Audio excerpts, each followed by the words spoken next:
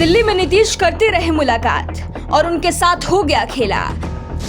रात को कुमारस्वामी से की मुलाकात, दिन में जेडीएस ने बीजेपी से मिला लिया हाथ। जेडीएस की मदद से कांग्रेस पर भारी पड़ी बीजेपी। नीतीश कुमार विपक्ष को एकजुट करने के लिए निकले हैं। धड़ बीजेपी विरोधी नेताओं से मिल रहे हैं, कोशिश कर रहे हैं कि विपक्ष का मोर्चा तैयार हो।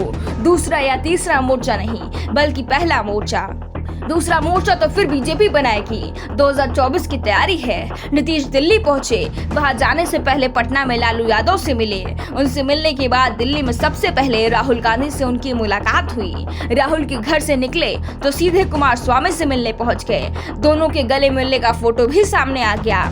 दावा किया गया दोनों साथ हैं, समाजवादी नेता हैं, कभी एक दल में ही थे, अब अलग अलग हो गए हैं। तो क्या अब एक मोर्चे में आएंगे, बीजेपी के खिलाफ लड़ाई लड़ेंगे? जेडीएस नेता कुमारस्वामी के साथ नीतीश कुमार बड़े बड़े दावे कर रहे थे, लेकिन कर्नाटक में तो दूसरा ही खेल चल रहा था। नीतीश कुमारस्वामी की मुलाकात को 24 घंटे नहीं बीत पाए थे कि नीतीश की विपक्षी एकता के साथ खेला हो गया। रात को नीतीश और कुमारस्वामी की मुलाकात हुई। सुबह कर्नाटक के मैसूर में मेयर और डिप्टी मेयर का चुनाव था।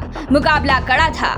बीजेपी के पास निगम में बहुमत नहीं था, लेकिन उसे जेडीएस का साथ मिल गया और बीजेपी ने दोनों ही सीटों पर कब्जा कर लिया। बीजेपी के उम्मीदवार शिव कुमार को मेयर चुन लिया गया, उसके ही योगेश डिप्टी मेयर बन गए।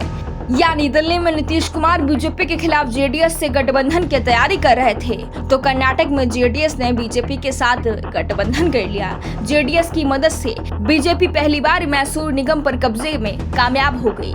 पहली बार मैसूर में बीजेपी का मेयर बना है, जबकि मैसूर को जेडीएस का गढ़ माना जाता है। यहाँ कांग्रेस भी बेहद मजबूत है, लेकिन जेडीएस की मदद से निगम पर अब कब्जा बीजेपी का हो चुका है। दावा किया जा रहा है कि मैसूर निगम में बीजेपी और जेडीएस ने मेयर और डिप्टी मेयर के सीटों का बंटवारा कर लिया था। बीजेपी की योगेश ने नामांकन वापस लेने की तैयारी कर ली थी, लेकिन नामांकन की जांच में जेडीएस के डिप्टी मेयर पद के उम्मीदवार का नामांकन ही खारिज हो गया, जिस कारण योगेश ने नामांकन वापस नहीं लिया और इस तरह से दोनों ही सीटें बीजेपी की झोली में आ गई। साफ है, नीतीश कुमार जिस कोशिश में जुटे हैं वो तैयार होने से पहले ही पटरी से उतरती दिख रही है।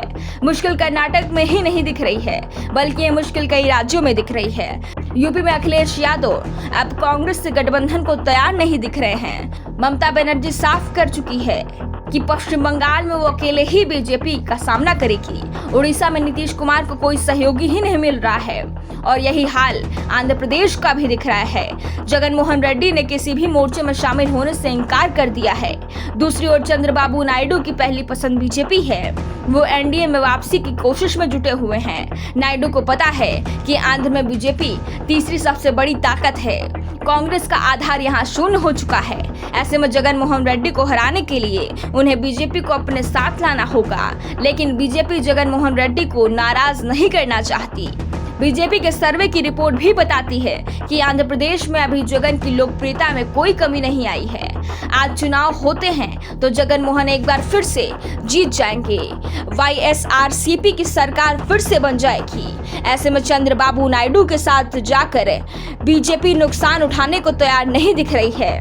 नीतीश की समस्या हरियाणा में भी दिख रही है। यहाँ कांग्रेस आईएनएलडी के साथ गठबंधन को तैयार नहीं दिख रही है।